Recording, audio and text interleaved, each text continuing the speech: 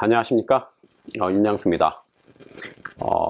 이제 한국과학영재학교 중간고사 다시 분석 영상과 그 다음에 이제 기말고사 어떻게 대비해야 될지 제가 어머님들께 이제 한번 얘기를 좀 해드릴게요.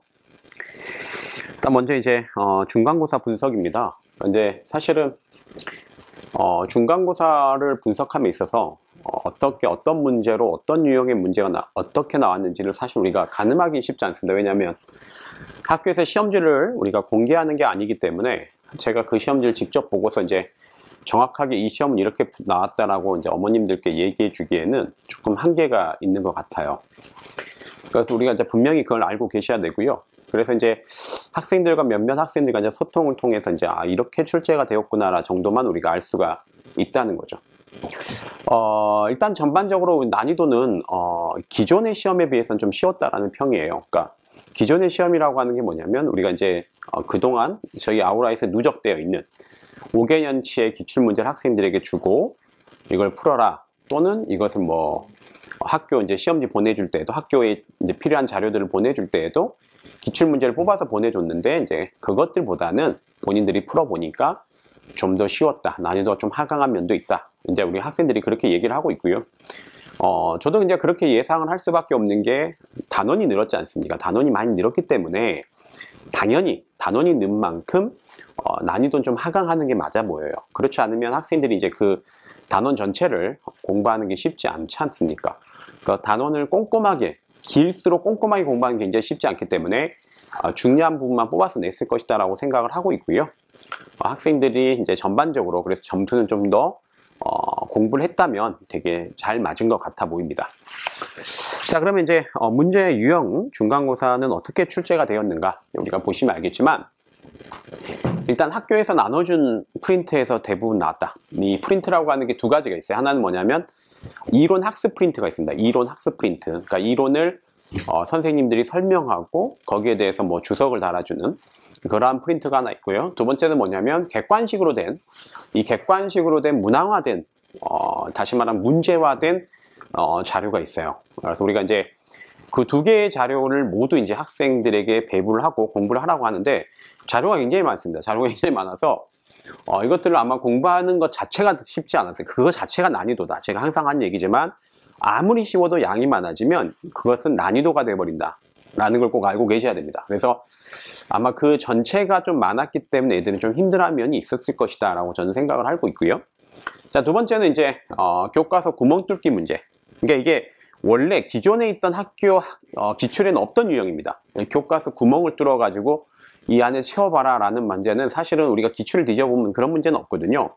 그런데 이번에는 교과서 구멍 뚫기 문제에서 되게 많이 출제되었다고 해요. 단답형으로. 그러니까 이제 기말고사 대비할 때에는 교과서 구멍 뚫기 문제를 제가 이제 좀 만들어서 하나하나 암기가 되어 있는지 확인할 수 있도록, 본인이 확인할 수 있도록 이제 우리가 리드해 줘야 된다는 게 제 생각이고요.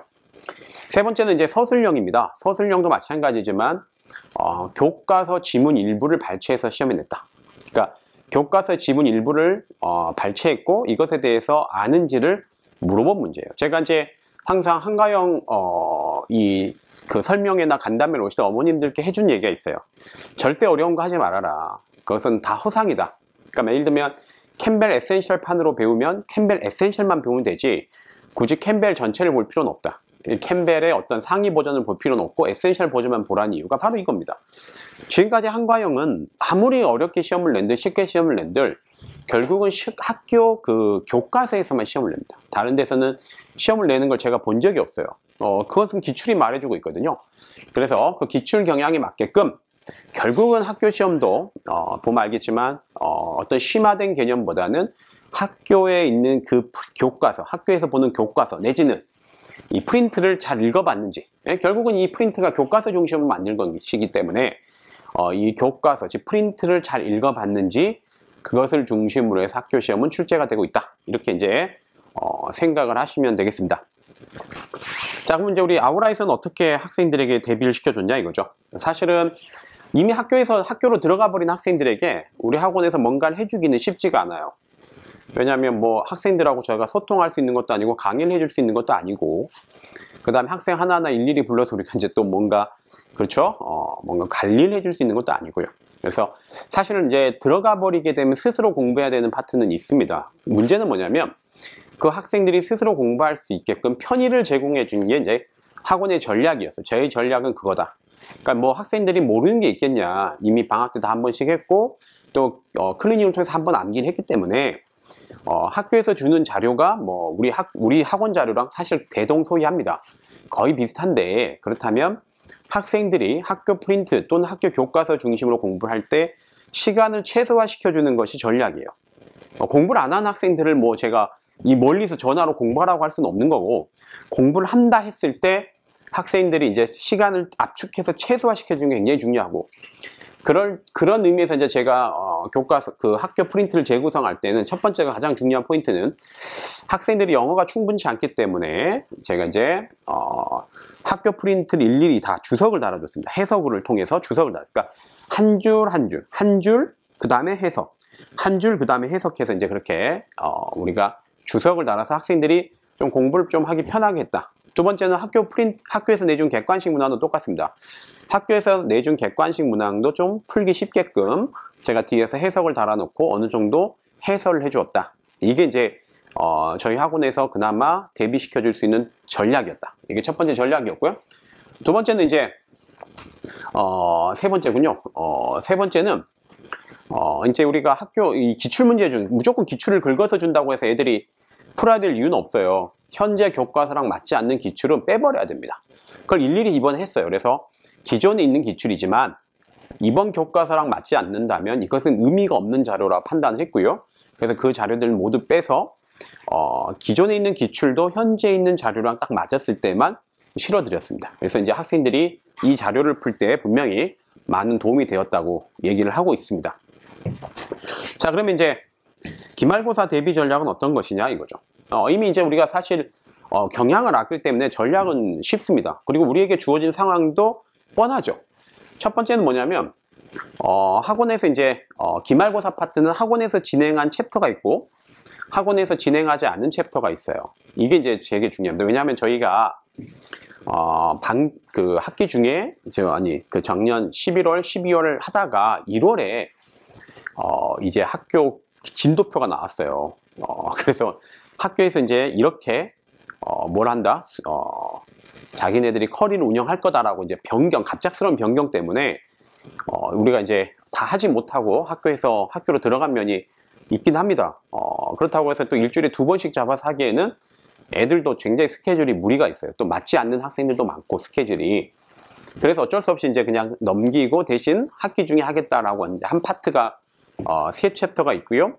그 다음에 한 챕터가 3챕터. 그러니까 기말은 6챕터입니다. 중간은 8챕터였는데 그래도 기말은 6챕터예요. 그러니까 좀 2챕터가 줄었죠. 대신 난이도가 조금 더 올라가는 면이 있어요. 중간고사보다는 조금 더 난이도가 올라간다.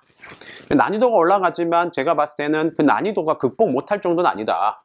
한두 번 정도 더 읽어보고 한두 번 정도 문제를 더 풀어보면 분명히 학생들이 극복할 수 있다. 왜냐하면 챕터가 줄었지 않습니까? 기말고사 챕터, 즉 중간고사 챕터보다 기말고사 챕터가 좀 더 줄었기 때문에 그 어려운 파트들만 그렇게 좀 정리를 하시고 가면은 분명히 도움이 될 거다. 그래서 좀 더 읽어봐라. 왜냐하면 생소한 내용들이 많기 때문입니다. 그래서 이제 학원에서 진행한 챕터는 분자생물학 파트예요. 우리가 흔히 말하는 분자생물학 파트고요. 에센셜 바이올로지로는 어떤 챕터냐면 9, 10, 11, 10입니다. 그래서 총 3챕터예요. 그게 이제 우리가 일반 캠벨 바이올로지로 말하면은 16, 17, 18, 19, 20입니다. 16, 17, 18, 19, 20. 그러니까 총 5챕터가 되겠죠? 그것을 3챕터에서 우리가 배워야 돼요. 그러니까 절대 캠벨을 보면 안 되겠죠. 왜냐하면 엄청나게 넓기 때문에. 그래서 학교 교과서로만 진행하는 게 가장 좋고 학생들도 아마 그걸 알고 있기 때문에 제가 걱정하지는 않습니다. 그래서 이 파트가 약간 좀 난이도가 있기 때문에 학생들이 좀 열심히 읽어야 된다. 그리고 혹시 이해가 안 되면 지나간 영상을 2배속으로라도 듣고 혹시 모르면 저한테 개톡을 하시면 됩니다. 개톡을 해주시면 제가 언제든지 제가 답을 하거든요. 그래서 중간고사 때 저한테 개톡한 친구들은 제가 그때마다 다 답을 해줬어요. 답을 해줬습니다. 그래서 영상 듣고 모르면 개톡을 해라. 이게 포인트예요. 어차피 제가 이 파트를 더 강의할 이유는 없습니다. 왜냐하면 어차피 강의도 똑같이 영상이 될 거니까 그렇게 생각하시면 될 것 같고요. 이제 학원에서 하지 않는 세 챕터가 있어요. 다행히 이 챕터들은 쉽습니다. 그러니까 학원에서 한 챕터는 좀 어려워요. 그런데 이미 했습니다. 한번 했기 때문에 학생들이 이해도 되어 있고 어느 정도 암기가 되어 있는 거예요. 그러니까 어느 정도는 어렵긴 하지만 분명히 학생들이 해낼만 합니다. 그런데 이제 학원에서 하지 않은 이 세 챕터는 재밌어요. 재밌기도 하고 그렇게 어려운 파트는 아닙니다. 대신 좀 생소하긴 하겠죠. 왜냐하면 처음 배우기 때문에. 그래서 제가 걱정하는 건 뭐냐면 1부터 9챕터까지 학생들이 시험 성적이 어느 정도 괜찮았습니다.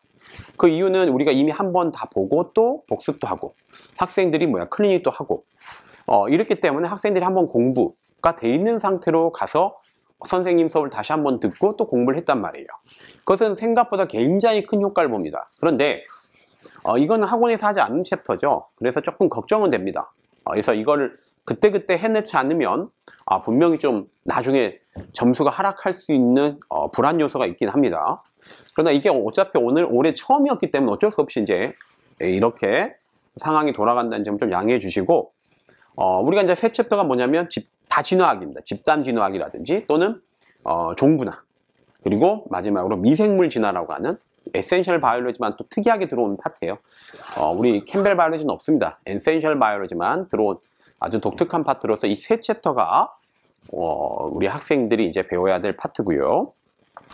이 세 챕터는 그렇게 난이도가 높지 않기 때문에 걱정할 필요는 없지만 아까 얘기했듯이 생소하기 때문에 꼭 공부를 해야 된다. 이제 이게 본인이 해놓은 게 없다. 이제 이렇게 여러분들이 어머님들이 생각을 해주시면 되겠습니다. 그래서 우리가 이제 이 학원에서 진행한 챕터는 기존의 방식과 동일하게 이제 학생들에게 제가 프린트를 받아서 그 프린트를 또 학생들이 편하게 공부할 수 있도록 바꿔드리겠습니다. 또 해석도 달아주고 또 좋게 정리도 해드리고 또 선생님이 준 자료도 해설도 달아주고 또 해석도 해주고. 그래서 결국은 시간을 압축해주는 게 첫 번째 전략이에요. 그게 이제 우리가 학원에서 진행할 파트고 이 파트입니다. 학원에서 하지 않은 이 파트는 결국 제가 이제 영상 강의를 찍어서 보내야 돼요. 영상 강의를 찍어서 보낼 건데요. 제가 지금 선행적으로 어떤 영상 강의를 찍어서 보낼 수도 있겠지만 제 생각에는 선생님의 프린트가 나왔을 때, 그러니까 학교 선생님의 프린트가 나왔을 때 제가 그 프린트를 보고서 정확하게 그 프린트에 맞게끔 100% 맞게끔 설명하는 게 가장 적중이 높다고 생각을 해서 제가 12챕터 끝나고 13, 14, 15챕터가 들어갈 때 정확하게 그때 영상 강의를 찍어서 학생들에게 배포하도록 하겠습니다. 이게 이제 저의 기말고사 대비 전략입니다. 어쩔 수 없습니다. 그 한과형 친구들은 들어가면은 일단 학생들에게 어느 정도 맡겨야 되는 것은 당연한 거예요. 어쩔 수 없는 건데 그래도 제가 이제 학원에서 해줄 수 있는 파트들, 학원에서 했을 수 있는 파트들을 최선을 다해서 학생들에게 제공하겠다라는 게 저의 생각입니다. 그리고 중간고사 때도 그렇게 해왔고요. 학생들에게 계속 자료를 만들어서 보냈고요. 기말고사도 변함없이 학생들에게 그렇게 수업을 진행하도록 하겠습니다. 감사합니다.